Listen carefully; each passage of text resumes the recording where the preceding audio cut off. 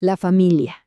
Uno piensa en esa palabra y parece algo súper simple, ¿no? Es como la base de todo.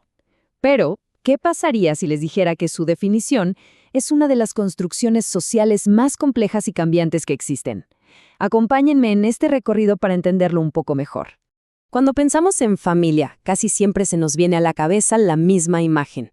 Unos padres, unos hijos, un hogar. Es una idea que se siente universal, como si siempre hubiera sido así, una constante en la historia de la humanidad. Y bueno, justo aquí es donde la historia se pone de verdad interesante. Porque esa imagen, esa que nos parece tan eterna, es en realidad un concepto bastante, pero bastante nuevo. Para entender qué es la familia en serio, primero tenemos que derribar un par de mitos. Ok, hagamos un viaje al pasado. Y es que el origen de la palabra misma nos da una pista, que la verdad es bastante sorprendente sobre lo que significaba la familia en sus inicios. El término viene del latín familia, pero, ojo, en la antigua Roma esto no tenía nada que ver con lazos de afecto. Se refería al conjunto de personas y de bienes bajo el poder de una sola figura, el pater familias. De hecho, la raíz de la palabra es famulus, que significa siervo o esclavo. Así como lo oyen, originalmente la familia estaba ligada a ideas de dominación y de propiedad, no de cariño. El pater familias tenía un poder absoluto, y cuando digo absoluto, es literal, incluso de vida o muerte sobre todos los que vivían bajo su techo.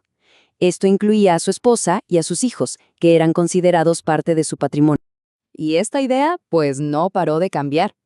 En la Edad Media, fue la Iglesia la que empezó a definir qué era una familia legítima. Luego, con la Revolución Industrial, apareció la familia nuclear urbana que conocemos más. Y fíjense, no fue sino hasta mediados del siglo XX que ese modelo del papá proveedor y la mamá en casa se idealizó como lo tradicional. Como bien lo explica la etnóloga Martine Segalen, lo que a veces llamamos familia natural es, en realidad, una invención muy reciente.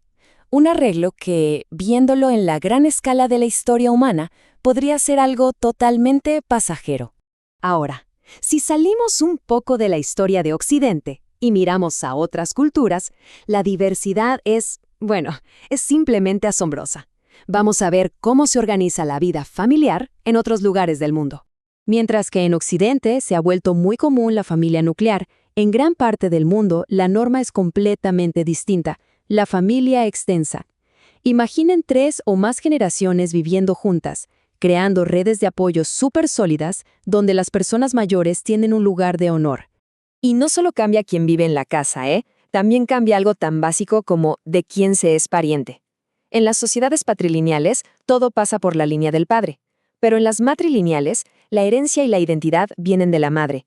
Y muchas veces, el tío materno es hasta más importante para la crianza que el propio padre biológico. Miren, hay un caso que es increíble para entender esto, el de los Nayar en la India. Su sistema familiar desafía casi todo lo que damos por sentado. Históricamente, las mujeres no tenían un esposo fijo. Los hijos eran del clan de la madre, y eran sus hermanos, los tíos, los que asumían el rol paterno. Esto nos demuestra que ni siquiera el matrimonio es un requisito universal para formar una familia. Y esta diversidad no es cosa del pasado. Para nada.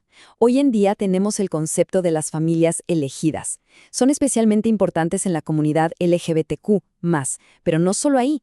Se trata de redes de amigos y de afecto que cumplen todas las funciones de una familia, unidas por la solidaridad y el cuidado, más allá de los lazos de sangre.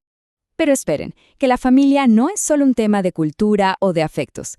Es también una pieza clave en la economía, en el poder y en la clase social. El pensador Friedrich Engels lanzó una idea que fue revolucionaria. Él propuso que la familia monógama nació junto con la propiedad privada. ¿Por qué? Bueno, su función principal era asegurar que la riqueza de los hombres pasara a sus herederos biológicos. Y para eso, claro, era necesario controlar la sexualidad de las mujeres. Y esto no era solo teoría, En el siglo XIX se veía clarísimo. Por un lado estaba la familia burguesa, una máquina para consolidar fortunas, donde los matrimonios eran alianzas de negocios. Y por el otro, la familia proletaria, una unidad de pura supervivencia, donde todos, hasta los niños, tenían que trabajar para poder comer. Dos mundos, dos tipos de familia, moldeados por la clase social. Ok. Después de todo este viaje por la historia y las culturas, la pregunta es, ¿dónde estamos parados hoy? Especialmente frente a la ley y los derechos humanos. El cambio ha sido monumental. Todo parte de un principio fundamental, establecido allá por 1948 en la Declaración Universal de los Derechos Humanos. Se dice que la familia es el núcleo de la sociedad y merece protección. Pero claro, con el tiempo surgió la gran pregunta, ¿exactamente a qué familia nos estamos refiriendo? Y la respuesta ha sido una evolución legal impresionante. Un ejemplo clave pasó en México en 2015. La Suprema Corte dijo, básicamente, que limitar el matrimonio por género o definirlo solo para procrear es inconstitucional, un paso gigante. Esto significa reconocer ante la ley que no hay un solo modelo de familia, sino muchísimos, y que todos, absolutamente todos, merecen la misma protección. Entonces, después de todo esto, queda clarísimo que esa idea de la familia como una línea recta, que va de lo tradicional a lo moderno, pues simplemente no funciona, se queda muy corta. La imagen que funciona mucho mejor, que es mucho más precisa, es la de un círculo, un espacio donde conviven muchísimas formas de familia, todas igual de válidas en su propio contexto. La nuclear, la extensa, la monoparental, la homoparental, la elegida, todas caben. La familia es una institución viva, que está en constante cambio. No es una reliquia del pasado. Es un espejo de quiénes somos hoy y un laboratorio de lo que seremos mañana.